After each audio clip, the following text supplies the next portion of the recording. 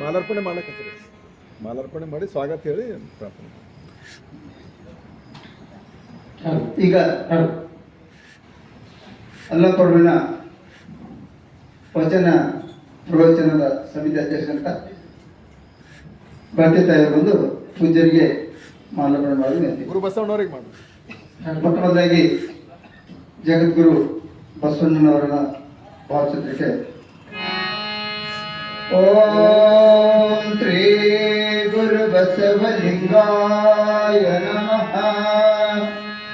ಓಂ ಶ್ರೀ ಗುರು ಬಸವಲಿಂಗಾಯ ನಮಃ.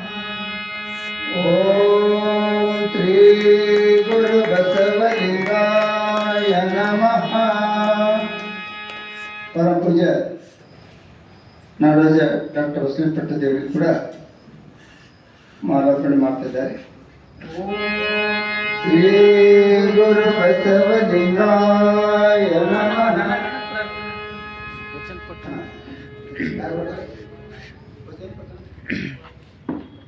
ವಚನ ಪಠಣ ಮಾಡಿ.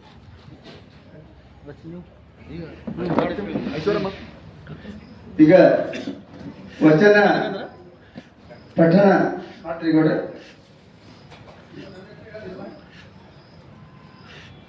ನಾಕ್ಷಟಪ್ಪ ಲಂದೋಡೆಯವರು ವಚನ ಪಠಣ ಮಾಡಲಿಕ್ಕೆ ಕೇಳ್ಕೊತಾ ಇದ್ದೀನಿ. ಅವ್ರನ್ನು ಗುಂಡಪ್ಪ ಸೇನಪ್ಪರವರು ಬಸವರಕ್ಷೆ ಪುಸ್ತಕ ಕೊಡಬೇಕು ಅಂತ. ಓಂ ಶ್ರೀ ಗುರು ಬಸವಲಿಂಗಾಯ ನಮಃ. ಓಂ ಶ್ರೀ ಗುರು ಬಸವಲಿಂಗಾಯ ನಮಃ. ಓಂ ಶ್ರೀ ಗುರು ಬಸವಲಿಂಗಾಯ ನಮಃ. ಪೂಜ್ಯ ಅಪ್ಪಾಜಿಯವರ ಪಾದಚರಣಗಳಿಗೆ ಕೊಡಬಹುದು.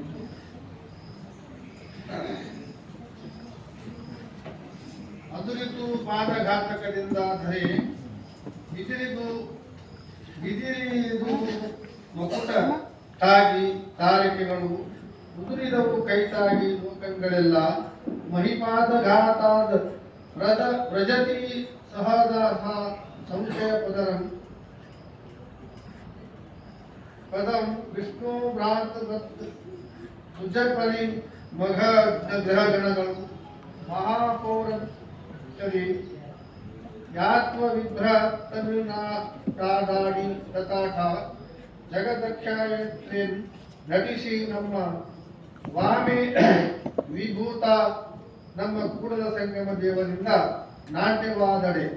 ಓಂ ಶ್ರೀ ಗುರು ಬಸವಲಿಂಗಾಯ ನಮಃ.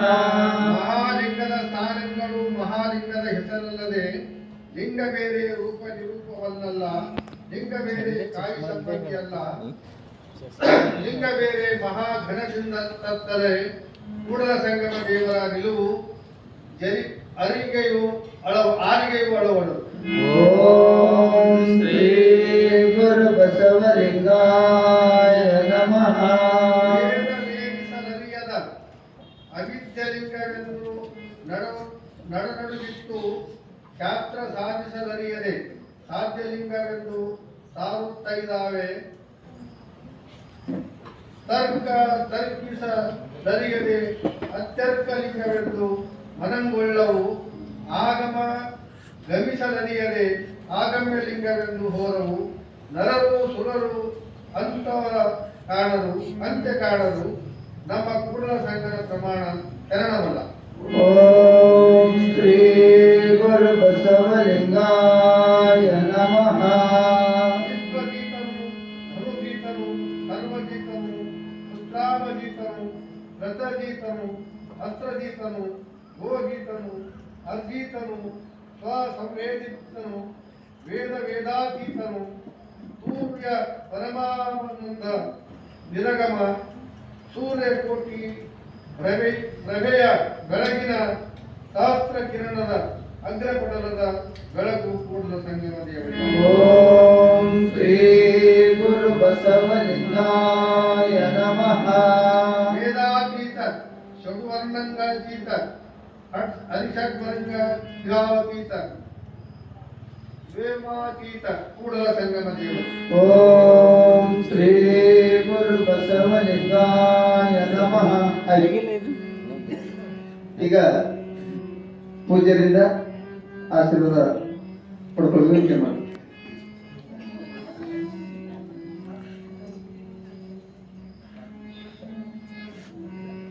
ಈಗ ಎಲ್ಲರೂ ನೇರವಾಗಿ ಕೂತ್ಕೊಳ್ರಿ, ಪ್ರಾರ್ಥನೆಯಲ್ಲಿ ಭಾಗಿಯಾಗಿರಿ. ಓಂ ಶ್ರೀ ಗುರು ಬಸವಲಿಂಗಾಯ ನಮಃ.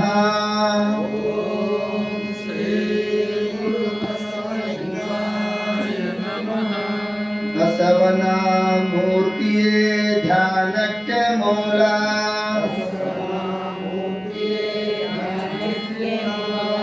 ಬಸವನ ಕೀರ್ತಿಯೇ ಜ್ಞಾನಕ್ಕೆ ಮೂಲ,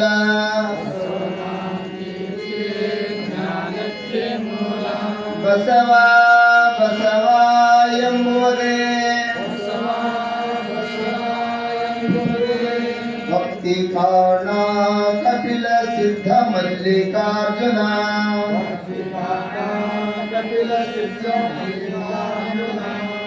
ಓಂ ಶ್ರೀ ಗುರು ಬಸವಲಿಂಗಾಯ ನಮಃ.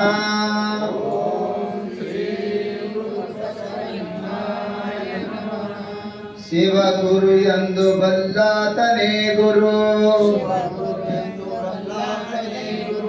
ಶಿವಲಿಂಗವೆಂದು ಬಲ್ಲಾತನೇ ಗುರು, ಶಿವ ಜಂಗಮವೆಂದು ಬಲ್ಲಾತನೇ ಗುರು,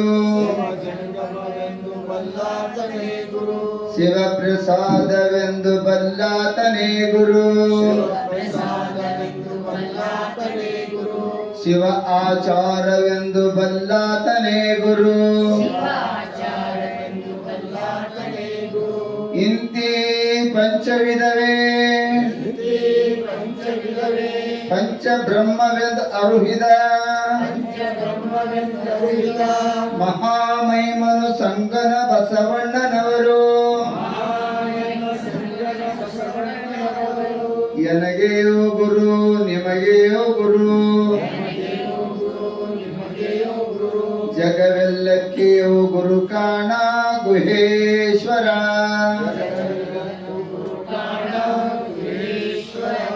ಜಗವೆಲ್ಲಕ್ಕೆಯೋ ಗುರು ಕಾಣ ಗುಹೇಶ್ವರ.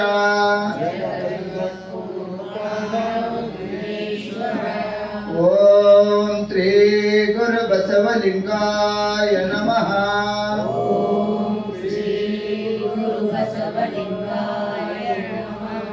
ಬಸವಂ ಭಕ್ತಿಗೆ ಮೂಲಂ,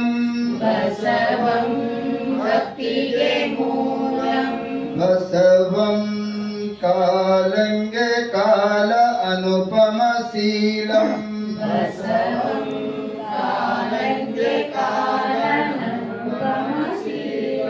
ಬಸವಂ ಜಂಗಮಲೋಲಂ, ಬಸವ ರಕ್ಷಿಪು ಜನ ಸಂಗನ ಬಸವ,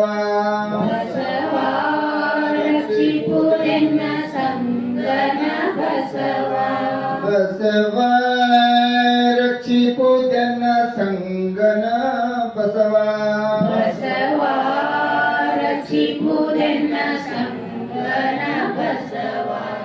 ಹರ ಬಸವಾಯ ನಮಃ. ಪ್ರಭು ಬಸವಾಯ ನಮಃ. ಗುರು ಬಸವಾಯ ನಮಃ. ಲಿಂಗ ಬಸವಾಯ ನಮಃ. ಮೌನ ಧ್ಯಾನ.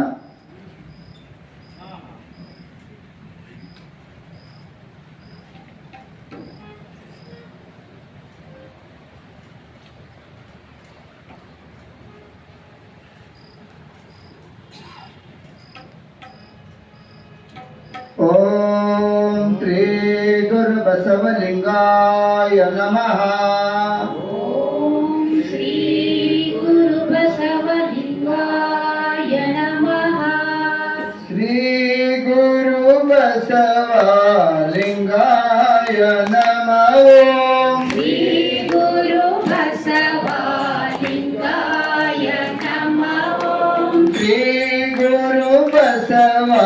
ಬಸವಲಿಂಗಾಯ ನಮೋ ಶ್ರೀ ಗುರು ಬಸವಲಿಂಗಾಯ ನಮೋ ಶ್ರೀ ಗುರು ಬಸವಲಿಂಗಾಯ ನಮೋ ಶ್ರೀ ಗುರು ಬಸವಲಿಂಗಾಯ ನಮೋ ಶ್ರೀ ಗುರು ಬಸವಲಿಂಗಾಯ ನಮೋ ಶ್ರೀ ಗುರು ಬಸವಲಿಂಗಾಯ ನಮೋ ಶ್ರೀ ಗುರು ಬಸವಲಿಂಗಾಯ ನಮೋ ಶ್ರೀ ಗುರು ಬಸವಲಿಂಗಾಯ ನಮೋ ಶಿವನೇ ಬಸವ ಬಸವ ಶಿವನೇ ಶಿವನೇ ಬಸವ ಬಸವ ಶಿವನೇ ಶಿವನೇ ಶಿವನೇ ಬಸವ ಬಸವ ಶಿವನೇ ಶಿವನೇ ಬಸವ ಬಸವ ಶಿವನೇ ಶ್ರೀ ಗುರು ಬಸವಲಿಂಗಾಯ ನಮೋ ಶ್ರೀ ಗುರು ಬಸವಲಿಂಗಾಯ ನಮೋ ಶ್ರೀ ಗುರು ಬಸವಲಿಂಗಾಯ ನಮೋ ಶ್ರೀ ಗುರು ಬಸವಲಿಂಗಾಯ ನಮೋ ಶಿವನೇ ಬಸವ ಬಸವ ಶಿವನೇ ಲೋಕದವರಿಗೆ ವೈರಜ್ಞ ಅಕ್ಕಮಾದೇವರಿಗೆ 770 ಮರಗಳಿಗೆ 1,90,000 ಜಂಗಮರಿಗೆ ಪರಮಶಕ್ತ ಡಾಕ್ಟರ್ ಚಂದ್ರಬಸವಪಟ್ಟ ದೇವರಿಗೆ ಡಾಕ್ಟರ್ ಶಿವರಾಜ್ ಮರಿಶರಣರಿಗೆ ಅನಂತ ವಂದನೆಗಳನ್ನು ಸಲ್ಲಿಸುತ್ತಾ ಪ್ರತಿನಿತ್ಯದಂತೆ ಪರಮ ಪೂಜ್ಯರ ಅಲ್ಲಮ ಪ್ರಭುವಿನ ವಚನ ದರ್ಶನದ ಜೊತೆಗೆ ಅನುಭವ ಮಂಟಪ ಸಂಸ್ಕೃತಿ ವಿದ್ಯಾಲಯದ ಮಕ್ಕಳಿಂದ ಲಿಂಗಾಯತ ಧರ್ಮಕ್ಕೆ ಸಂಬಂಧಪಟ್ಟಿರ್ತಕ್ಕಂಥ ಕೆಲವು ತತ್ವಗಳ ಚಿಂತನೆಯನ್ನ ನಾವು ಪ್ರತಿನಿತ್ಯ ಕೇಳ್ತಾ ಬರ್ತಾ ಇದ್ದೀವಿ. ಅದರಲ್ಲಿ ವಿಶೇಷವಾಗಿ ಅಷ್ಟಾವರಣ, ಪಂಚಾಚಾರ, ಶತಸ್ಥಲದ ಕುರಿತು ಕೇಳ್ತಾ ಇದ್ದೀವಿ. ಮೊನ್ನೆ ಶತಸ್ಥಲದಲ್ಲಿ ಪ್ರಸಾದಿ ಸ್ಥಳದ ಕುರಿತು ನೀವೆಲ್ಲ ಕೇಳಿವಿ. ಈಗ ನಮ್ಮ ಕುಮಾರಿ ರೂಪಾಲಿ ಪಾಂಡುರಂಗ್ ಇವಳಿಂದ ಇವತ್ತು ಶರಣಸ್ಥಳ ಮತ್ತು ಐಕ್ಯ ಸ್ಥಳದ ಕುರಿತು ಅನುಭವವನ್ನ ನೀವೆಲ್ಲ ಆಲಿಸೋಣ. ಅವೆಲ್ಲ ಜೋರಾಗಿ ಚಪ್ಪಾಳೆ ತಟ್ಟಿ ಅಕ್ಕಿಗೆ ಸ್ವಾಗತವನ್ನು ಕೋರಬೇಕು. ಈಗ ರೂಪಾಲಿ ಅವರಿಂದ ಅನುಭವ ನುಡಿಗಳನ್ನ ಆಲಿಸೋಣ.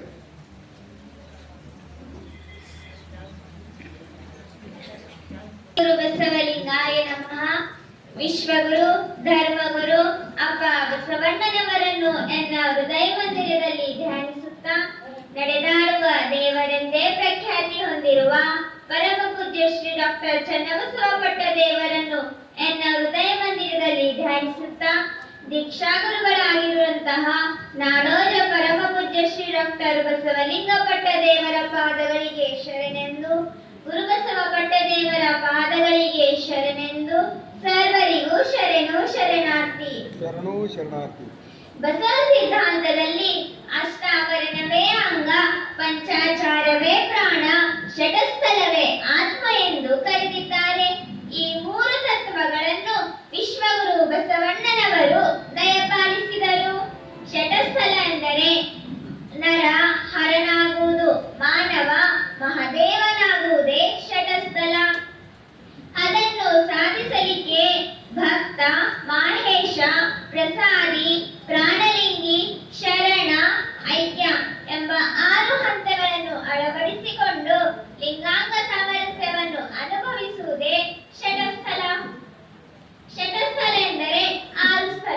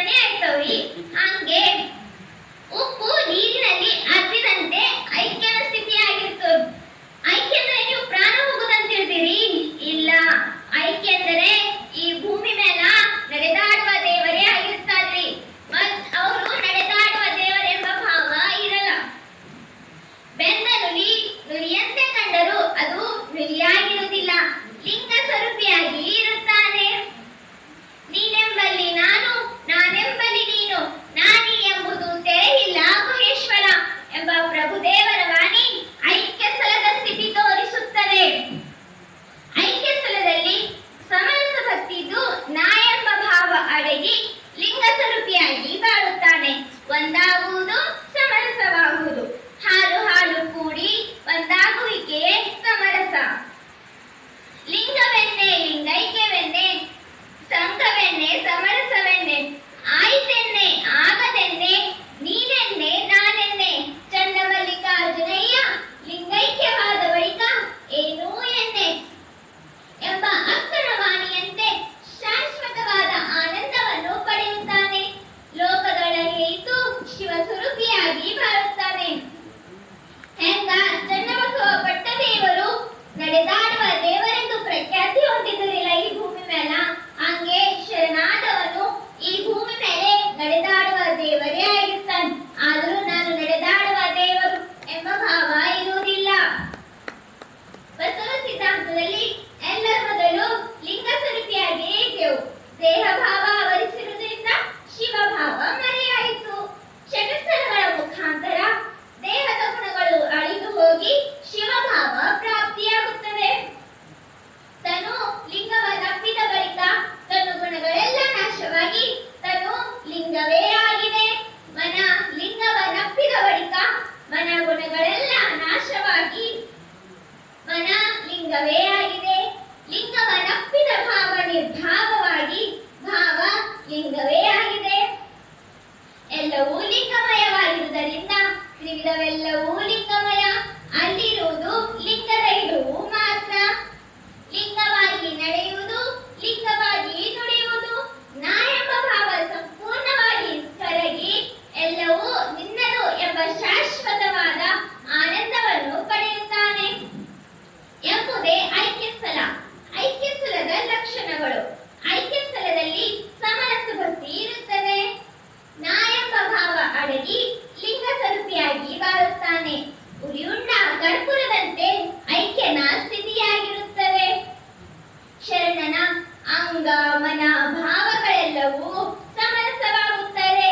ಸ್ವಯಂ ಲಿಂಗವಾಗಿ ಎಲ್ಲಾ ಕಾರ್ಯಗಳನ್ನು ಕೈಗೊಳ್ಳುವುದೇ ಐಕ್ಯಸ್ಥಲದ ನಿಜ ಗುಟ್ಟು. ಇದೇ ರೀತಿಯಾಗಿ ನಾವು ಷಟಸ್ಥಲಗಳ ಮಾರ್ಗದಲ್ಲಿ ನಡೆದುಕೊಂಡು ನಮ್ಮ ಜೀವನವನ್ನು ಸಾರ್ಥಕ ಮಾಡಿಕೊಳ್ಳೋಣ ಎಂದು ಹೇಳುತ್ತಾ ನನ್ನ ಒಂದೆರಡು ಮಾತುಗಳನ್ನು ಗುರುವಿನ ಪಾದಕ್ಕೆ ಅರ್ಪಿಸುತ್ತೇನೆ. ಶರಣು ಶರಣಾರ್ಥಿ. ಕುಮಾರಿ ರೂಪಾಲಿ ಪಾಂಡುರಂಗ್ ಇವರು ಬಹಳ ಚೆನ್ನಾಗಿ ಶರಣಸ್ಥಳ ಮತ್ತು ಐಕ್ಯ ಸ್ಥಳದ ಕುರಿತು ಬಹಳ ಅರ್ಥಪೂರ್ಣವಾದ ಮಾತುಗಳನ್ನ ಆಕೆ ಆಡಿದ್ದಾರೆ. ಅದನ್ನು ಮಧ್ಯ ಮಧ್ಯದಲ್ಲಿ ಚಪ್ಪಾಳಿ ಭಾರಿಸ್ತಾ ಬಹಳ ಕಂಜಿಸ್ತನ ಮಾಡಿ ವಿಷಯ ಆದಾಗ ಚಪ್ಪಾಳಿ ಭಾರಿಸ್ತೀವಿ.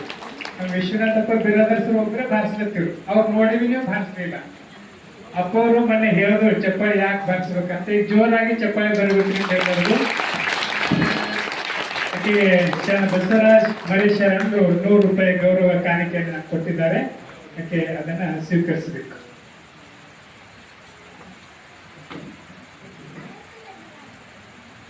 ಕಾಣಿಕೆ ನೀಡಿದವರಿಗೆ ಅನಂತ ಧನ್ಯವಾದಗಳು. ಈಗ ಪರಮ ಪೂಜ್ಯರಿಂದ ಅಲ್ಲಮ ಪ್ರಭುವಿನ ವಚನ ದರ್ಶನ ಪ್ರವಚನವನ್ನ ನೀವು ಆಲಿಸೋಣ. ಪೂಜ್ಯರ ಪ್ರವಚನದ ನಂತರ ಅನುಭವ ಮಂಟಪ ಸಂಸ್ಕೃತಿ ವಿದ್ಯಾಲಯ ಮಕ್ಕಳಿಂದಲೇ ಕೊರವಂಜಿ ಅಂತಕ್ಕಂಥ ಒಂದು ರೂಪಕವನ್ನ 15 ನಿಮಿಷದ ರೂಪಕ, ಬಹಳ ಅರ್ಥಪೂರ್ಣ ರೂಪಕ ಅದ. ನಾವೆಲ್ಲ ನೋಡ್ಲೇಬೇಕು. ಈಗ ಪೂಜ್ಯರ ಆಶೀರ್ವಚನ ನಂತರ ನೀವೆಲ್ಲ ಅದನ್ನ ನೋಡೋಣ. ಕಾಣಿಕೆಯನ್ನು ನೀಡಿದವರಿಗೆ ಅನಂತ ಧನ್ಯವಾದಗಳು.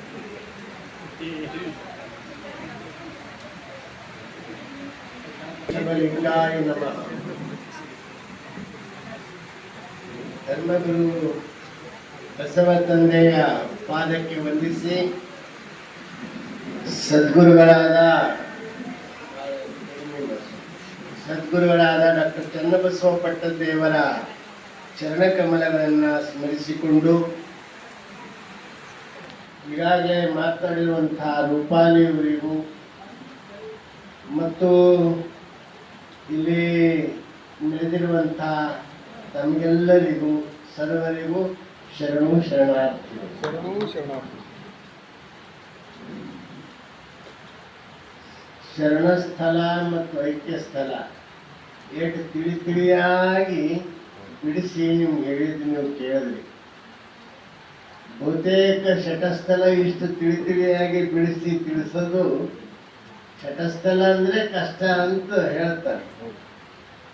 ಆದ್ರೆ ಎಷ್ಟು ಚಂದ ಹೇಳಿದ್ರು, ಬಹುತೇಕ ಅಕ್ಕಿನಂಗೆ ನನಗೂ ಮಾಡಕ್ ಬರ್ತದೆ ಅನ್ನೋ ಒಂದು ಡೌಟ್ ಅಂತ. ಅವ್ರನ್ನೇ ನಾವು ಕಲ್ತ್ಕೊಂಡ್ಬರ್ತೀವಿ.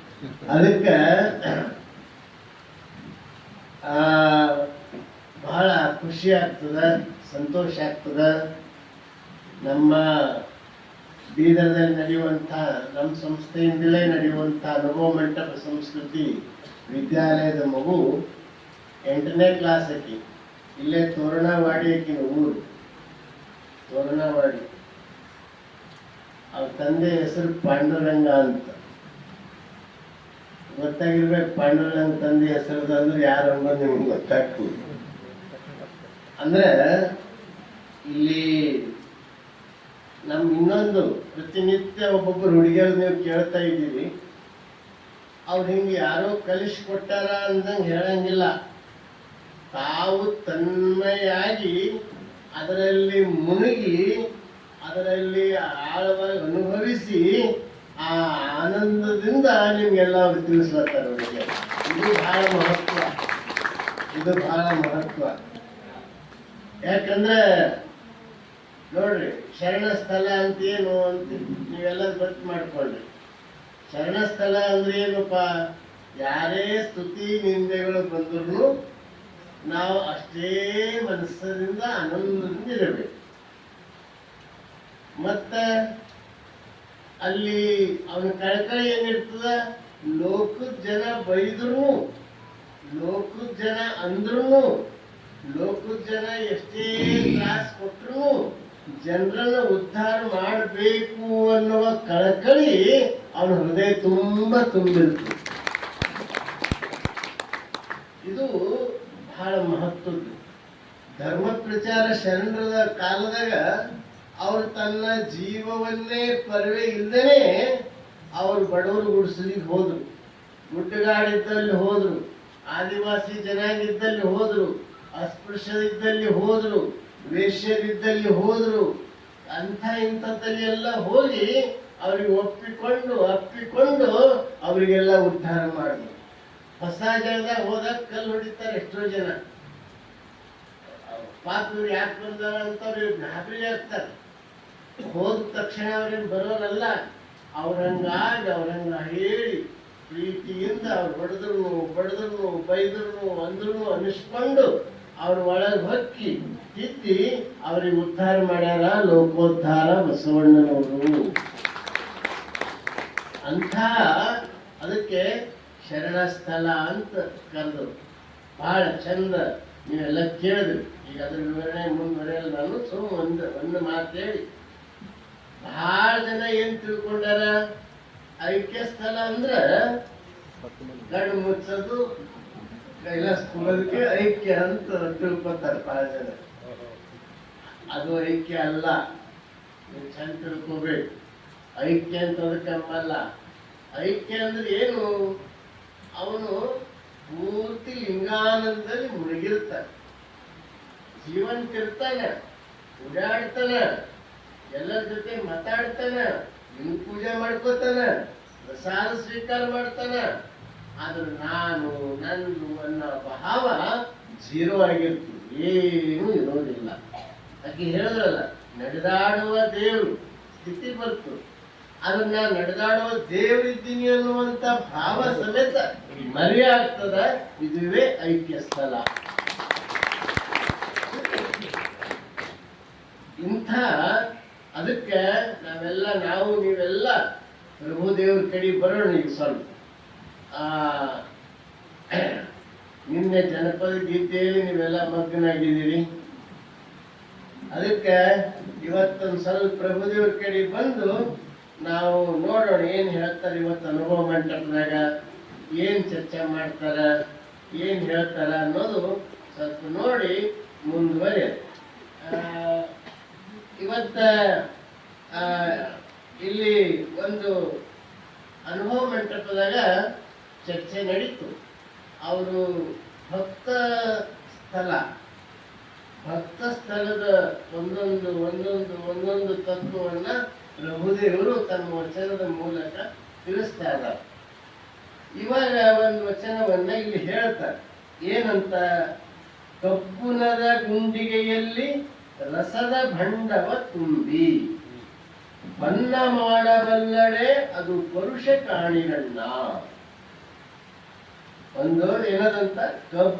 ಕಬ್ಬುನದ ಗುಂಡಿಗೆಯಲ್ಲಿ ರಸದ ಭಂಡವ ತುಂಬಿ ಬಣ್ಣ ಮಾಡಬಲ್ಲಡೆ ಅದು ಪರುಷ ಕಾಣಿರಣ್ಣ. ಲಿಂಗ ಬಂದುಂಬಡೆ ಪ್ರಸಾದ ಕಾಯವಪ್ಪಡೆ ಅಂದಂದಿಗೆ ಭವಕರ್ಮ ಮುಟ್ಟಲಮ್ಮವು ಕಾಣಿರೆ. ಆದಿಯ ಪ್ರಸಾದಕ್ಕೆ ಬಾಧೆಯಿಲ್ಲ ಕಾಣಿರೆ. ಶಶಿಯಲ್ಲಿ ಕರಗದು ಬಿಸಿಲಲ್ಲಿ ಕೊರಗದು ರಸವುಂಡ ಹೊನ್ನು ಮಹೇಶ್ವರ ನಿಮ್ಮ ಶರಣ. ಹೆಂಗಿರ್ತಾನಂತ ಶರಣದ? ರಸವುಂಡ ಹೊನ್ನು ಅಂತ ಇಲ್ಲಿ ಪ್ರಭುದೇವರು ಬಳಸ್ತಾರೆ. ಈ ಸ್ವಲ್ಪ ಒಳ ಹೊತ್ತು ನೋಡ ಏನದಂತ?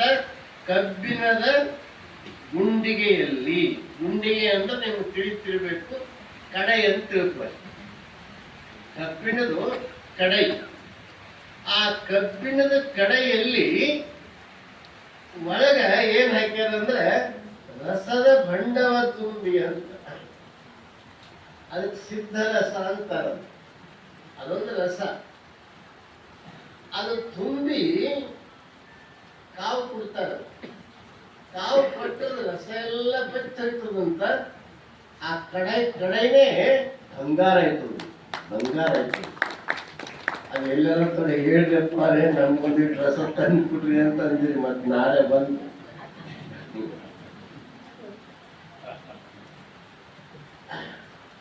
ಅದು ಹೇಳ್ತಾರೆ.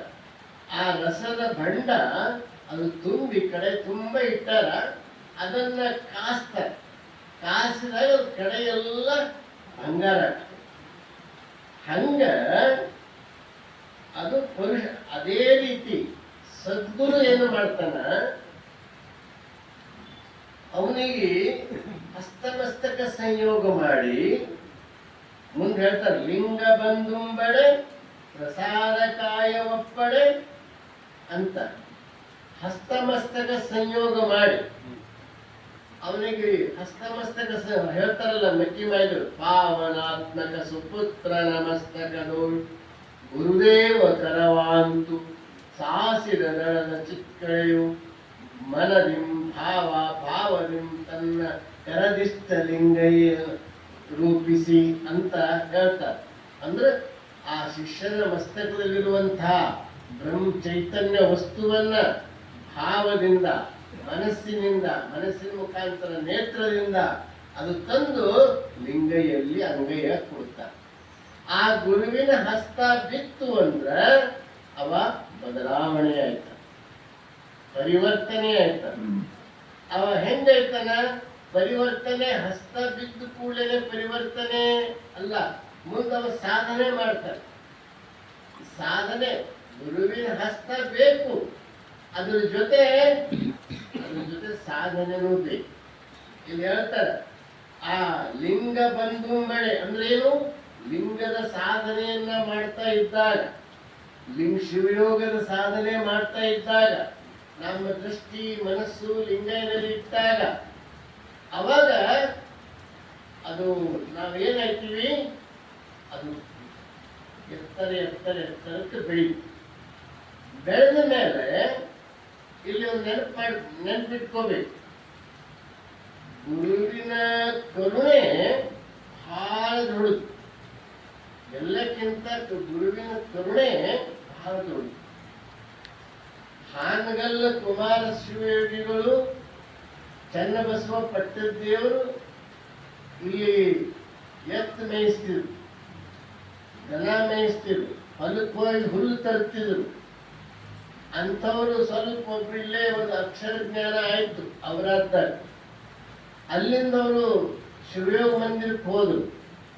ಅವ್ರ ಹಸ್ತಮಸ್ತಕ ಸಂಯೋಗ ಮಾಡಿದ್ರು, ಅವರಿಗೆ ಉಪದೇಶ ಮಾಡಿದ್ರು, ಇವರು ಸಾಧನೆ ಮಾಡಿದ್ರು.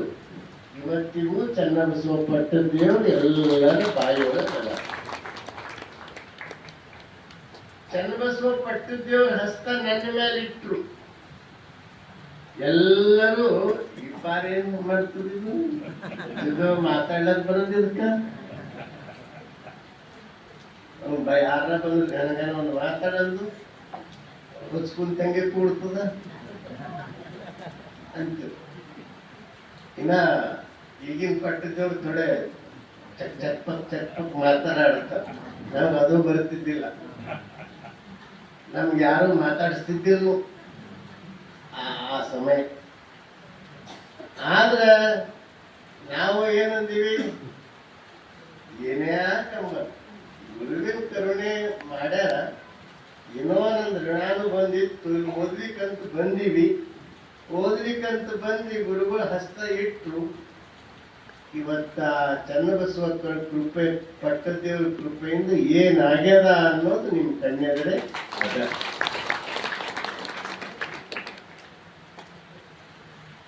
ಅದಕ್ಕೆ ಮತ್ತ ಎಲ್ಲರೂ ಗುರುಬಸವ ಪಟ್ಟದೇವ್ರು ಡಿಗ್ರಿ ಇಲ್ಲ, ಪೋಸ್ಟ್ ಗ್ರಾಜ್ಯುಯೇಟ್ ಇಲ್ಲ, ಗ್ರಾಜ್ಯುಯೇಟ್ ಇಲ್ಲ, ಅವ್ರಿಗೆ ಹೆಂಗ್ ಮಾಡ್ತಾರ ಅಂತ ಕೆಲವ್ರು ಆಡ್ಕೊಂಡ್ರು. ಆದ್ರೆ ಯಾರು ಆಡ್ಕೊಂಡಾರಲ್ಲ ಅವ್ರ ಸಾಧನೆ ನೋಡಿ ಇವತ್ತ ದಿನ ಅವರೇ ಹೆಚ್ಚು ಸಾಷ್ಟಾಂಗ ಆಗ್ತಾರ, ಅವ್ರಿಗೆ ಅವರೇ ಹೆಚ್ಚು ಇದು ಮಾಡ್ತಾರೆ. ನನ್ನ ಯಾಕೆ ಹೇಳ್ತೀನಿ ಇವೆಲ್ಲ ಮಾತುಗಳು ಅಂದ್ರೆ, ಗುರುವಿನ ಕರುಣೆ ಅನ್ನೋದು ಬಹಳ ದೊಡ್ಡ. ಈ ಪಂಚಾಕ್ಷರಿ ಗವಾಯಿಗಳಂತಿದ್ರು, ಪಂಚಾಕ್ಷರಿ ಗವಾಯಿಗಳು. ಆ ಪಂಚಾಕ್ಷರಿ ಗವಾಯಿಗಳು ಅವರು ಹಂಗಲ ಶ್ರೀಗಳು ಭಿಕ್ಷಕ್ ಹೋದಾಗ ಕೂಟ್ ಹಣ ಏನ್ ಮಾಡ್ಲಿ, ನೀವು ಏನಾರ ಮಾಡ್ರಿ ತಗೊಂಡು ಹೋದ್ರು. ಅವನಿಗೆ ಸಂಗೀತ ಕಲಿಸಿದ್ರು. ಸಂಗೀತ ಕಲಿಸಿ ಇವತ್ತ ಇಡೀ ಕರ್ನಾಟಕ ಅಲ್ಲ, ಎಲ್ಲ ಕಡೆ ಸಾವಿರ ಜನರಿಗೆ ಕಣ್ಣಿಲ್ದವ್ರು ಭಿಕ್ಷಾ ಬೇಡ ವೃತ್ತಿನೇ ಇತ್ತು. ಇವತ್ತು ಕಣ್ಣಿಲ್ದವರೆಲ್ಲ ಸಂಗೀತಗಾರ ನಿರ್ಮಾಣ ಆಗಿದ್ದು ಮಾಡಿದವ್ರು ಯಾರು? ಪಂಚಾಕ್ಷರಿ ಗವಾಯಿಗಳು. ಅಂದ್ರೆ ನಾವು ಗುರುವಿನ ಕರುಣೆ ಅನ್ನೋದು ಏನದ ಅನ್ನೋದು ಈ ಆಧುನಿಕ ಯುಗದಲ್ಲಿ ಅದು ಮರೆಯಾಗ್ತಾ ಇದೆ. ಒಳ್ಳೆ ಬೆಳವಣಿಗೆ ಅಲ್ಲ, ಅದು ಮರೆಯಾಗ್ತಾ ಇದೆ. ಅದಕ್ಕೆ ಆ ಗುರುವಿನ ಕಾರುಣ್ಯ ಎಲ್ಲಕ್ಕಿಂತ ಬಹಳ ದೊಡ್ಡ. ಅದಕ್ಕೆ ನಾವು ಅದಕ್ಕೆ ಹೇಳ್ತಾರಲ್ಲ, ನಿಮ್ಗೆಲ್ಲ ಗೊತ್ತೇ ಅದ, ಗುರುದೇವೋ ಮಹಾದೇವೋ ಅಂತ ಹೇಳ್ತಾರ. ಅನೇಕ ನಿಮ್ಗೆಲ್ಲ ಹೇಳಿ ಈಗ ಇಷ್ಟ ತಿಳ್ಕೊಳ್ಳಿ. ಇದ್ರ ಪ್ರಕಾರ ಈ ವಚನದಲ್ಲಿ ಏನ್ ಹೇಳ್ತಾರೆ ಪ್ರಭುದೇವರು, ನೋಡಪ್ಪ ನೀನು ಗುರುವಿನ ಕರುಣೆ ಪಡ್ಕೋ. ಗುರುವಿನ ಬಹಳ ಜನ ನಮ್ಮ ಲಿಂಗಾಯತ್ರೆ ಬಹಳ ಜನ ದೀಕ್ಷೆನೆ ತಗೊಂಡ್ರು. ಮೊದಲನೇ ಪಾಠ ಎಲ್ಲಿ ಶುರು ಆಯ್ತದ್ರಿ? ಅವ್ರು ಅಡ್ಮಿಷನ್ ಮಾಡಿದಂಗ. ದೀಕ್ಷಾ ತಗೊಂಬದಂದ್ರೆ ಅಡ್ಮಿಷನ್ ಮಾಡಿದಂಗ. ಇದ್ರ ಎಷ್ಟು ಜನ ಅಡ್ಮಿಷನ್ ಮಾಡಿಲ್ಲ, ಹೆಚ್ಚು ಕಡಿಮೆ ಹೆಣ್ಮಕ್ಳು ಮಾಡಿರ್ಬೇಕು, ಗಂಡು ಮಕ್ಕಳು ಮಾಡಿದವರೇ ಇಲ್ಲಿ ಬಂದಿರ್ಬೇಕು. ಆದ್ರೆ ಅಡ್ಮಿಷನ್ ಮಾಡ್ಲಾದಂದ್ರೇನು, ದೀಕ್ಷಾ ಪಡ್ಕೊಂಡು ಸಾಧನೆ ಶುರು ಮಾಡ. ಸಾಧನೆ ಅಂದ ಕೂಡಲೇ 3 ತಾಸು ಕೂಡ್ಬೇಕಂತೇನಿಲ್ಲ. ನಿಮ್ಮ ಸಮಯ ಇದ್ದಷ್ಟು ಕೂಡ್ರಿ, ಆದ್ರೆ ಅಂತಃಕರಣ ಪೂರ್ವಕವಾಗಿ ಕೂಡ್ರಿ, ಮನಪೂರ್ವಕವಾಗಿ ಕೂಡ್ರಿ, ಮನಸ್ಸಾಪೂರ್ವಕವಾಗಿ ಕೂಡ್ರಿ. ಅಂದ್ರೆ ಅದು ಸಾಧನೆನೆ. ಅದಕ್ಕೆ ಹೇಳ್ತಾರಲ್ಲ, ಕಣಿಯ ನೆನೆಸಿ ದಿನವ ಕಳೆಯಲು ಬೇಡ ಅಂತ ಪ್ರಭುದೇವರೇ ಹೇಳ. ಹಂಗ ನಾವು ಬರೇ ಮುಂಜಾನೆ ಹಿಡ್ಕೊಂಡು ಸಂಜೆ ತನಕ ಜಪ ಕೆಲವ್ರು ಮಾಡ್ತಿರ್ತಾರ. ಅಲ್ಲಿ ಬಸ್ ಸ್ಟ್ಯಾಂಡ್ದಾಗ ಕುಂತಾಗ ಹಿಂಗೆ ಹೇಳಿಸ್ತಾರೆ. ಅಲ್ಲಿ ಈ ಕಡೆ ಮಾತಾಡ್ತಾ ಇರ್ತಾರ, ಯಾವಾಗ ಬಂದ್ರಿ ಅಂತ ಇದು ಮಾಡ್ಕೊತಾ ಇರ್ತಾರೆ. ಅದನ್ನು ಭಕ್ತಿ ಅಲ್ಲ. ಮಾಡ್ಬೇಕು, ನಾವು ಮಾಡ್ಬಾರ್ದು ಅಂತಲ್ಲ.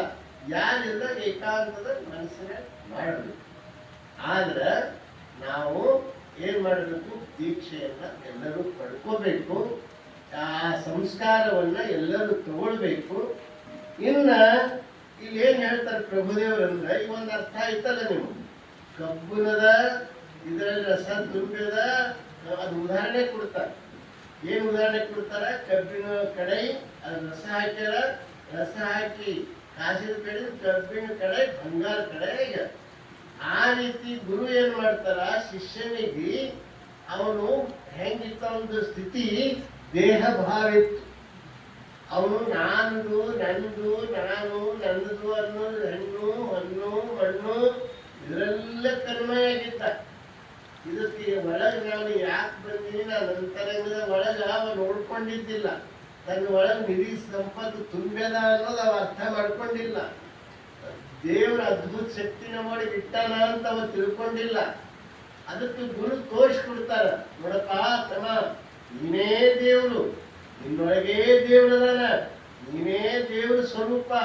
ನಿನ್ನೊಳಗಿರುವ ದೇವರನ್ನೇ ಇಷ್ಟಲಿಂಗದ ಮುಖಾಂತರವಾಗಿ ಒಳಗಿನ ದೇವರೇ ಆತ್ಮಲಿಂಗ ರೂಪವಾಗಿ ಅಂಗೈಯಲ್ಲಿ ನಾನು ಕೊಡ್ತಾ ಇದ್ದೀನಿ. ಇದನ್ನ ನೀನು ಸಾಧನೆ ಮಾಡು, ಇದನ್ನ ನೀನು ಮುಂದುವರಿಸು ಅಂತ ಗುರು ಹೇಳಿದಾಗ ಅವ ಮುಂದುವರಿಸ್ತಾನೆ. ಸಾಧನೆಯನ್ನ ಮುಂದುವರಿಸ್ತಾನೆ. ಸಾಧನೆಯನ್ನ ಮುಂದುವರಿಸಿದ ಮೇಲೆ ಅವ ಮುಂದೆ ಏನಾಗ್ತಾನ? ಮುಂದೆ ಅವ ಏನಾಗ್ತಾನ ಅಂದ್ರೆ ಅವ ಬಹಳ ಒಂದು ಎತ್ತರದ ಸ್ಥಿತಿ ಬಂತು. ಈಗ ಹೇಳಿದ್ರ ಆ ಹುಡುಗಿ ಆ ಶರಣ ಸ್ಥಳ, ಪ್ರಸಾದಿ ಸ್ಥಳ ಇವೆಲ್ಲ ದಾಟಿ ಈಗ ಏನು ಪ್ರಸಾದಿ ಸ್ಥಳ, ಶರಣ ಸ್ಥಳ ಅವೆಲ್ಲ ಹೆಚ್ಚು ಕಡಿಮೆ ಒಂದೇ. ನಮ್ಮ ನಮ್ಮ ನಮ್ಮ ಸ್ವಭಾವದ ಬದಲಾವಣೆ, ನಮ್ಮ ಇರುವಿಕೆಯ ಬದಲಾವಣೆ. ಭಕ್ತ ಸ್ಥಳದಲ್ಲಿ ಏನಿರ್ತದ? ಶ್ರದ್ಧೆ, ಶ್ರದ್ಧೆ, ನಿಷ್ಠೆ, ಶ್ರದ್ಧೆ. ಭಕ್ತ ಸ್ಥಳದಲ್ಲಿ ಶ್ರದ್ಧೆ. ನೀ ಗುರುವಿನ ದೀಕ್ಷಾ ಪಡ್ಕೋ ಫಸ್ಟ್, ಆಮೇಲೆ ಲಿಂಗ ಪೂಜಾ ಮಾಡು, ದೇವರನ್ನು ನಂಬು, ದೇವರನ್ನು ನಂಬು. ನನ್ನ ಧರ್ಮಗುರು ಗುರುವಿನ ಗುರು ಪರಮ ಗುರು ಬಸವಣ್ಣ ಅಂತ ತಿಳಿ, ನನ್ನ ಪ್ರಾಣ ಜೀವಾಳವೇ ವಚನ ಅಂತ ತಿಳಿ. ಇವೆಲ್ಲ ಭಕ್ತ ಸ್ಥಳ. ಆ ನಂತರ ಮಹೇಶ ಸ್ಥಳದಲ್ಲಿ ನಿಷ್ಠೆ, ನಿಷ್ಠೆ, ನಿಷ್ಠೆ ಗಟ್ಟಿ ಆಗ್ತದೆ. ಆಮೇಲೆ ಪ್ರಸಾದಿ ಸ್ಥಳದಲ್ಲಿ ಭಕ್ತ ಮಹೇಶ ಪ್ರಸಾದಿ. ಪ್ರಸಾದಿ ಸ್ಥಳದಲ್ಲಿ ಪ್ರಸನ್ನತೆ ಇರ್ತದ. ಶ್ರದ್ಧಾ ಭಕ್ತಿ, ನಿಷ್ಠಾ ಭಕ್ತಿ, ಅವಧಾನ ಭಕ್ತಿ, ಅವಧಾನ ಭಕ್ತಿ ಇರ್ತದೆ. ಭಕ್ತ ಸ್ಥಳದಲ್ಲಿ ಶ್ರದ್ಧಾ ಭಕ್ತಿ, ಮಹೇಶ ಸ್ಥಳದಲ್ಲಿ ನಿಷ್ಠಾ ಭಕ್ತಿ, ಪ್ರಸಾದಿ ಸ್ಥಳದಲ್ಲಿ ಅವಧಾನ ಭಕ್ತಿ. ಅವಧಾನ ಅಂದ್ರೇನು? ಎಚ್ಚರಿಕೆ. ನಮ್ಮ ಜೀವನ ಎಚ್ಚರಿಕೆಯಿಂದಿರ್ಬೇಕು, ಜಾಗೃತಿಯಿಂದಿರ್ಬೇಕು, ಬಹಳ ಸರಳ ಸಹಜವಾಗಿರ್ಬೇಕು ಅಂತ ಆ ಸ್ಥಿತಿ ಬರ್ತದೆ. ಆ ನಂತರ ಅನುಭವ ಭಕ್ತಿಯ ಪ್ರಾಣಲಿಂಗಿ ಸ್ಥಳದ ಅನುಭವ ಭಕ್ತಿ, ಅಲ್ಲಿ ಲಿಂಗನೇ ನಾನು, ನಾನೇ ಲಿಂಗ ಅನ್ನುವ ಭಾವ ಭಕ್ತಿ. ಆ ನಂತರ ಶರಣ ಸ್ಥಳ. ಆವಾಗ ಶರಣ ಸ್ಥಳಕ್ಕೆ ಬಂದ ಮೇಲೆ ಅವ ಏನಾಗ್ತಾನ? ಶಶಿಯಲ್ಲಿ ಕರಗದು, ಬಿಸಿಲಲ್ಲಿ ಕೊರಗದು. ಶಶಿಯಲ್ಲಿ ಕರಗದು, ಬಿಸಿಲಲ್ಲಿ ಕೊರಗದು. ಶಶಿಯಲ್ಲಿ ಕರಗದು ಅಂದ್ರೇನು? ಬೆಳದಿಂಗಳು ಬೆಳಕು ಬಿದ್ದಾಗ ಕೆಲವೊಂದು ಈ ಚಂದ್ರಶಿಲೆ ಅಂತ ಕಲ್ಲಿರ್ತು, ಅದು ನೀರು ಬಿಟ್ಟು ಬಿಟ್ಟು ಬಿಟ್ಟು ಕರಗ್ತುಂಟು. ಮತ್ತ ಬಿಸಿಲಲ್ಲಿ ಬಿಸಿಲು ಬಿದ್ದಾಗಂತೂ ಕೊರಗದ. ನಿಮಗೆ ಗೊತ್ತದ ಅದ್ರ ಅರ್ಥ ಏನು?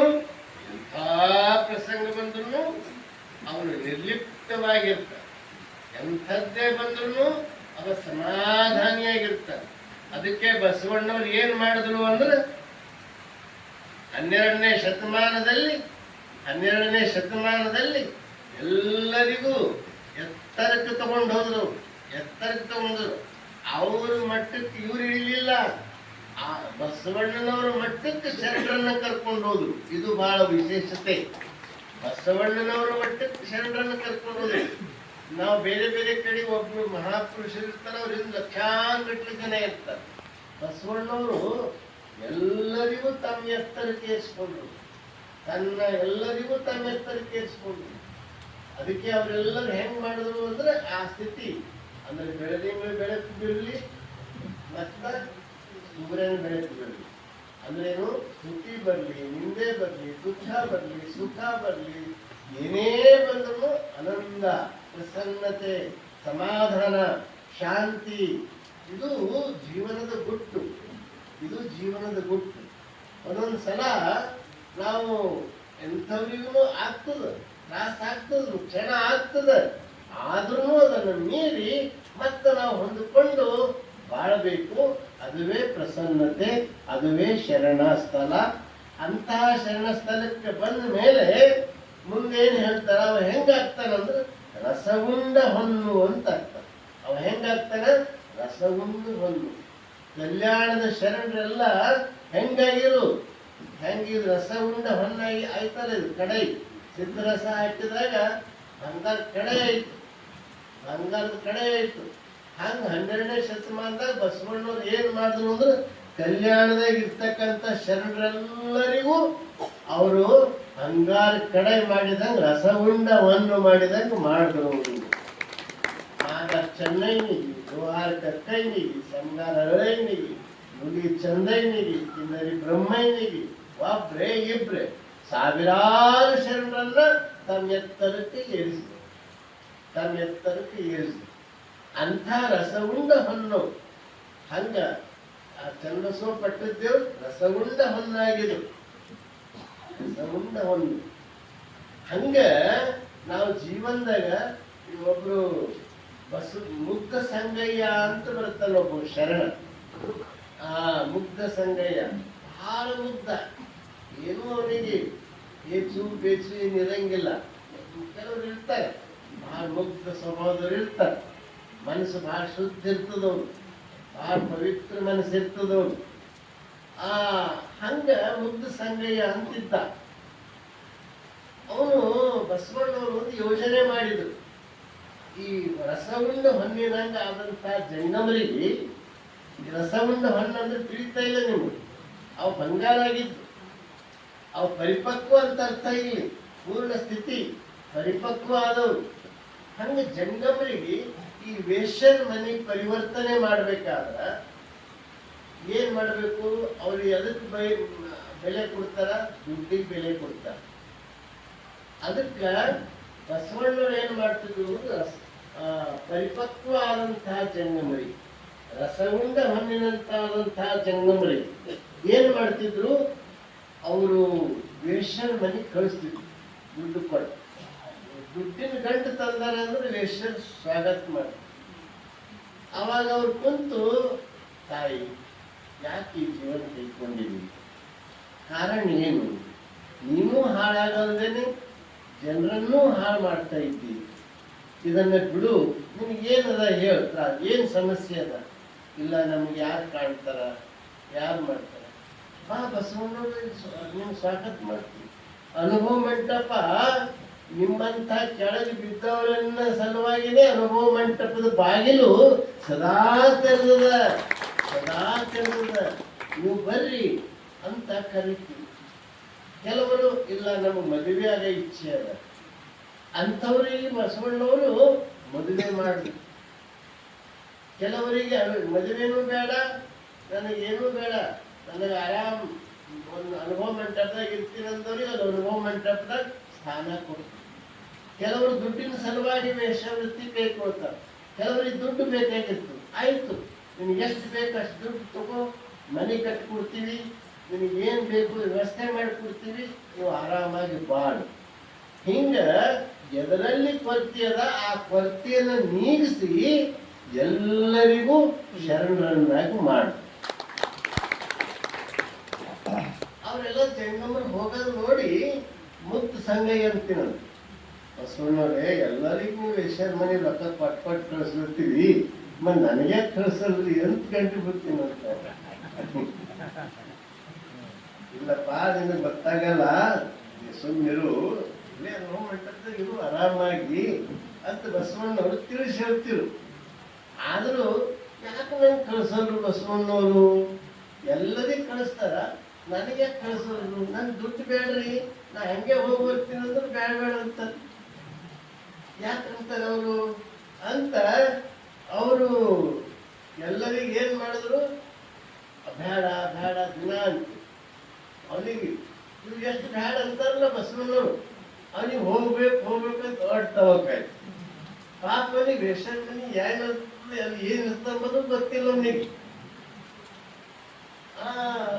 ಅವಾಗ ಒಂದು ದಿವಸ ಬಸವಣ್ಣವ್ರಿಗೆ ಗೊತ್ತಿರ್ಲಾರ್ದಂಗೆ ಯಾರಿಗೂ ಹೇಳಲಾರ್ದಂಗೆ ಆ ಮುಕ್ತ ಸಂಘ ಈಶ್ವರ ಮನೆಗೆ ಹೋಗ್ತಾನೆ. ಹೋಗಿ ನೋಡ್ತಾನ, ಆಕಿ ಬರ್ರಿ ಬರ್ರಿ ಬರ್ರಿ ಅಂತ ಕರೀತಾರ. ಏನಿಲ್ಲ, ಎಷ್ಟು ಚಂದ ಮಾಡಿದ್ರು ಮನೆಗೂ, ನನ್ ದೇವಾಲಯ ಕಂಡಂಗೆ ಕಾಣುತ್ತದ, ನಂಗಿದು ಶಿವ ದೇವಾಲಯ ಕಂಡಂಗೆ ಕಾಣುತ್ತೆ. ಎಷ್ಟು ಅಲಂಕಾರ ಮಾಡಿದೆ, ಎಷ್ಟು ಅಲಂಕಾರ ಮಾಡಿದೆ. ಅವಾಗ ಒಳಗೆ ಬರ್ತಾನೆ. ಒಳಗೆ ಬಂದ ಎಷ್ಟು ಮೆತ್ತನ ಹಾಸಿಗೆ, ಎಷ್ಟು ಚಂದ, ಏನು ಒಂದು ಹಿಂಗೆಲ್ಲ ಇದು ನೋಡ್ತಾನೆ. ಕಮಲ ಮನೆ ಕೂಡ್ಲಾಕೆಲ್ಲ ಎಷ್ಟು ಚಂದದಲ್ಲ ಪೂಜೆ ಮಾಡಕ್ಕ, ಎಷ್ಟು ಚಂದದಲ್ಲ ಪೂಜೆ ಮಾಡಕ್ಕ. ಅವಾಗ ಯಾವ ನಾನು ಸ್ನಾನಕ್ಕೆ ನೀರು ಅವ ಇಲ್ಲ ಅಂತೂ ಇದು ರಸನೆ ಬಂತು.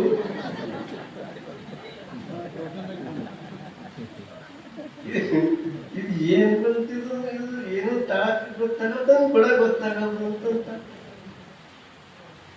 ಅಕ್ಕೇನಂತಾಳ. ಅವಾಗ ಮುಕ್ತ ಸಂಘ ಏನಂದ,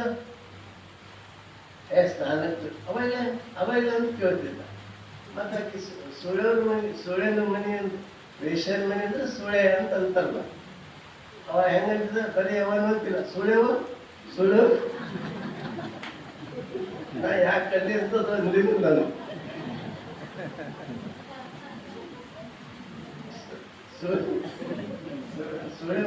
ಸುಳ್ಯವ ಅಂತಿದ್ದ. ನಾನು ಸ್ನಾನ ಮಾಡ್ತೀನಿ ಸುಳ್ಯವ. ನೀರು ಹೋದ, ಸ್ನಾನ ಮಾಡ್ಕೊಂಡ. ಮತ್ತ ನೀನ್ ಮತ್ತೆ ಯಾರ ನಿಮ್ಗೆ ಆಜು ಬಾಜು ಪರಿಚಯ ಇದ್ರು ಕರಿಯವ, ನಾ ಪೂಜೆ ಮಾಡ್ಕೋತೀನಿ, ಎಲ್ಲರೂ ನೋಡ್ಲಿ ಅಂದ್ರು. ಇದೇನೊಂದು ಆಕಿ ನೋಡ, ಆಕಿ ಒಂದ್ ದೃಷ್ಟಿಯಿಂದ ಆಶ್ಚರ್ಯನೂ ಆಯ್ತು, ಒಂದ್ ದೃಷ್ಟಿಯಿಂದ ಆನಂದನೂ ಆಯ್ತು.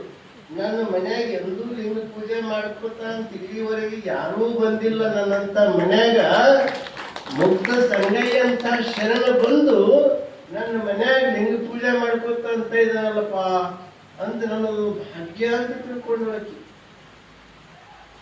ಆಕಿ ಗೊತ್ತಾರಿರ್ತಾರ. ಆಜು ಬಾಜು ವೇಶ್ಯರಿಗೆ ಕರೆದ್ರು. ಆಕಿ ಸುತ್ತಮುತ್ತಲಿನೆಲ್ಲ ವೇಶ್ಯರೆಲ್ಲ ಬಂದ್ರು. ನನ್ನ ಮನ್ಯಾಗ ಪೂಜೆ ಮಾಡ್ಕೊಳಕ್ ಯಾರೋ ಶರಣರು ಬಂದಾರ, ಬಾ ಅಕ್ಕ ಬಾ ತಂಗಿ ಅಂತ ಎಲ್ಲರಿಗೂ ಕರೆದಳಕಿ. ಆಕಿ ಕರೆದ್ರೆ ಬೇರೆಯವ್ರ ಯಾರು ಬರಲ್ಲ. ಯಾರು ಬರ್ತಾರ, ಅಂತ ಕಾಯಕದವ್ರೆ ಬರ್ತಾರ. 30-40 ಜನ ಎಲ್ಲ ಕುಂತರು ಪಡಿಸಲಾಗ. ಇವಾಗ ಪೂಜೆ ಮಾಡ್ಕೊಳಂತ ಆನಂದವಾಗಿ ಪೂಜೆ ಮಾಡ್ತಾ ಇದ್ದ. ಪೂಜೆ ಮಾಡ್ತಾ ಮಾಡ್ತಾ ಮಾಡ್ತಾ ಅದ್ರ ಇದು ಹೇಳ್ಕೊತ, ನೋಡಿ ಅವ ಪೂಜೆ ಹಿಂಗ್ ಮಾಡ್ಬೇಕು, ಇನ್ ಮನೆಗೆ ಚಂದದ ಪೂಜೆ ಮಾಡ ಅಂತ ಅನ್ಕೋತ ಬೆಳತನ ಪೂಜೆನೆ ಮಾಡ್ದವ. ಬೆಳಗ್ಗೆ ಆಯ್ತು. ಆಕಿ ಏನ್ ತಿಳ್ಕೊಂಡ್ರು, ಪೂಜೆ ಮಾಡಿ ಮುಂದಿನ ಕೆಲಸ ಮಾಡ್ತಾರಂತ ತಿಳ್ಕೊಂಡ್ರು ಆಕಿ. ಅದ್ರಿಂದ ಬೆಳತನ ಪೂಜೆನೆ ಮಾಡ್ದವ ಮುಕ್ತ ಸಂಗಯ್ಯ. ಬೆಳತನ ಪೂಜೆ ಮಾಡಿ ನಿಮ್ಗೆ ಹೇಳ್ತೀನಿ, ಅಷ್ಟು ಮಂದಿ ವೇಶ್ಯರ ಪೂಜಾ ನೋಡಿ ಏನಂದ್ರು, ಏನಂದ, ತಾಯಿದಾರೆ ನೀವೆಲ್ಲ ಅನುಭವ ಮಂಟಪಕ್ಕೆ ಬರೀವ, ನನ್ ಸರಿ ಅನುಭವ ಮಂಟಪಕ್ಕೆ ಬರ್ರಿ, ನಾ ಬಸವಣ್ಣವ್ರ ಇರ್ತಾರ ಪರಿಚಯ ಮಾಡ್ಕೊಡ್ತೀನಿ ಬರ್ರಿ. ನಂಗ ಹೋಗ್ಬೇಡ ಅಂತಿರು ಬಸವಣ್ಣವ್ರು. ನಾವ್ರಿಗೆ ಕರೆದು ಬಂದಿನೇವಾ, ಗೊತ್ತಿಲ್ಲದಂಗೆ ಬಂದೀನಿ ಅಂತ ಎಲ್ಲರಿಗೆ ಆ ಮುಗ್ಧ ಸಂಗಯ್ಯ. ಮತ್ತ ಅವರು ಅಂದ್ರು, ನಮ್ಮಂಥವ್ರಿಗೆ ಅನುಭವ ಮಂಟಪದಾಗ ಪ್ರವೇಶ ಅದ ಅಂದ್ರೆ ನೋಡ್ಲಕ್ಕ ಹೋಗ್ಬೇಕು. ಆ ಬಸವಣ್ಣವ್ರ ದರ್ಶನ ಮಾಡಾಗ ನಮ್ಮ ಪುಣ್ಯ ಅಂತ ತಿಳ್ಕೊಂಡು ಅನುಭವ ಮಂಟಪಕ್ಕೆ ಎಲ್ಲರೂ ಒಂದು 50-60 ಜನ ತಾಯಂದ್ರು ಹೋದ್ರು. ಎಲ್ಲರೂ ಹೋಗಿ ಬಸವಣ್ಣವ್ರ ದರ್ಶನ ತಗೊಂಡ್ರು. ಬಸವಣ್ಣವ್ರೇ, ನಂಗೆ ನೀವು ಸುಳ್ಯಾರ ಮನೆಗೆ ಹೋಗ್ಲಕ್ ಬ್ಯಾಡ ಅಂತಿರಲ್ಲ, ನೀನು ಹೋಗಿ ಏನ್ ಮನೆಗೆ ಅದು ಪೂಜಾರ ಮನೆ ಅಂತೀವ ಬಸವಣ್ಣವ್ರಿಗೆ ಹೇಳ್ತಾನೆ. ಯಾರು ಮುಗ್ಧ ಸಂಗಯ್ಯ, ಏನ್ ಪೂಜಾದ ಮನಿ ರೀ, ಏನ್ ಪೂಜಾದ ಮನಿ ಅಂತ ಹೇಳಿ ವರ್ಣನ ಮಾಡಿ. ಈಗ ಬಂದಾರ ನೋಡಿ ಎಲ್ಲ ಬಂದ ಅವಾಗ ಹತ್ತು ಕೈ ತುಂಬ ಸಂಗಯ್ಯ ನಿಮ್ದು ಕಾಯಕ ಅಂತ ಅಂದ್ರು. ನೀವು ಜಂಗಮಲ್ಲಿ ಕಳಿಸಿ ದುಡ್ಡು ಕೊಟ್ಟರೆ ನಾವು ಒಬ್ಬೊಬ್ಬರಿಗೆ ಕರ್ಕೊಂಡು ಬರ್ತಿರು, ನೀವು ಟೀಮೇ ಕರ್ಕೊಂಡು ಬಂದಿದ್ದೀವಿ ಅಂತ ಅವ್ರು ಬಹಳ ಖುಷಿ ಪಟ್ರು. ಅವರಿಗೆಲ್ಲ ತಿಳಿಸಿ ಹೇಳಿದ್ರು.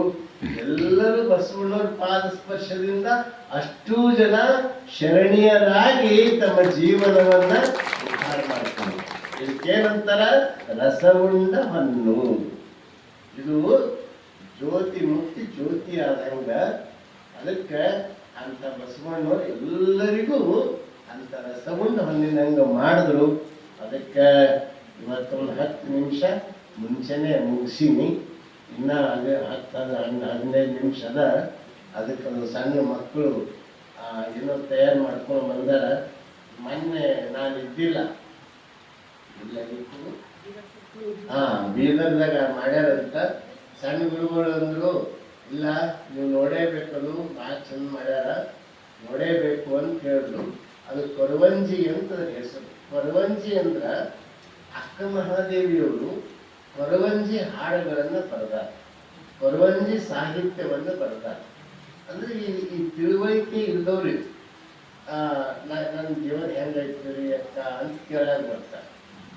ಹಂಗ ಅಕ್ಕ ಮಹಾದೇವಿ ಬಂದಿರ್ಬೇಕು.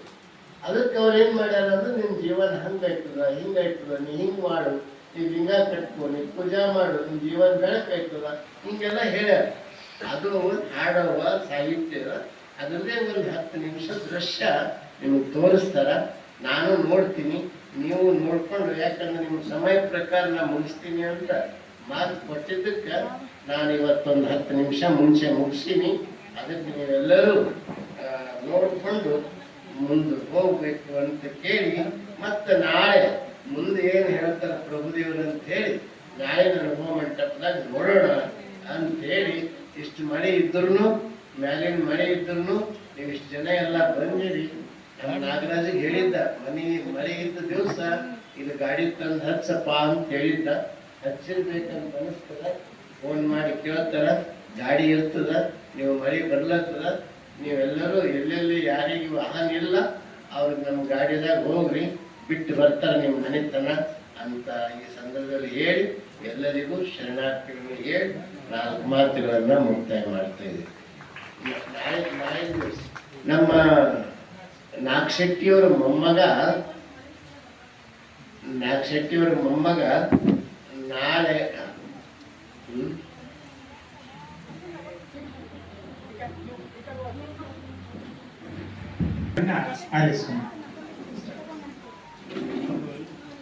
ಎಲ್ಲರಿಗೂ ಶರಣಾರ್ಥಿ. ನನ್ನ ಹೆಸರು ಶಿವಪ್ರೀತ್. ನಾನು ಬಸವಲಿಂಗ ಪಟ್ಟದೇವ